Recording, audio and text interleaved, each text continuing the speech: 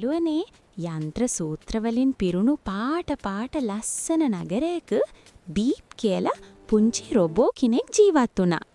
බීප්ට ඕනම ගණිත ගැටලුවක් විසඳන්න පුළුවන් වුණාට එයාට කවදාවත් දුක සතුට වගේ හැඟීම් දැනුනේ නැහැ.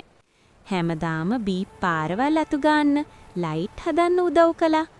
මිනිස්සු hina වෙලා සතුටින් ඉන්නව දැක්කත් බීප් දිහා බලාගෙන හිටියේ නිහඬවමයි. දවසක් හවස බීප් දැක්ක අතරමං වුණු පුංචි බලු පැටියෙක්. පාක් එකේ තනිවම බය වෙලා වෙවුල ඉන්නවා. බීප් ඉක්මනටම බලු පැටියව ස්කෑන් කරලා බැලුවා. එයාට තේරුණා මේ පැටියාට උණුසුම සහ ආරක්ෂාව ඕන කියලා. ඉතින් බීප් හරිම පරිස්සමින් මේ බලු පැටියව වඩාගෙන එයාට ගෙදරට එක්කගෙන ගියා. සීතල හුළඟින් බේරගන්න බලු පැටියව තුරුල් කරගත්තම බීප්ගේ යකඩු පපුව ඇතුලේ අමුතු දෙයක් සිද්ධ වුණා. එයාගේ හදවත තියෙන්න ඕන තැන පුංචි එලියක් පත්තු වෙන්න පටන් ගත්තා. බලු පැටියා වලිගේ වනලා බීප්ගේ මූණ ලෙවකද්දී අර එළිය තවත් ගොඩාක් දීප්තිමත් වුණා.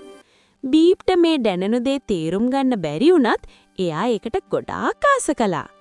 ටික වෙලාවකින් බලු පැටියාගේ අයිතිකාරයා එතනට ආවා. බීප් සතුටින් බලු පැටියාට සමුදුන්නා. ආපහු වැඩට යද්දී බීප්ට මේ නගරේ වෙනදාට වඩා ගොඩක් වෙනස් විදියට පෙනුණා.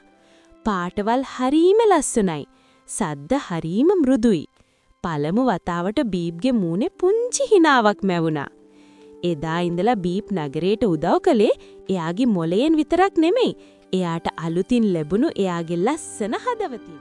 ඉතින් යාළුවනේ, රොබෝ කෙනෙක් වුණත් බීප්ටත් අන්තිමට ලස්සන හදවතක් ලැබුණා නේද?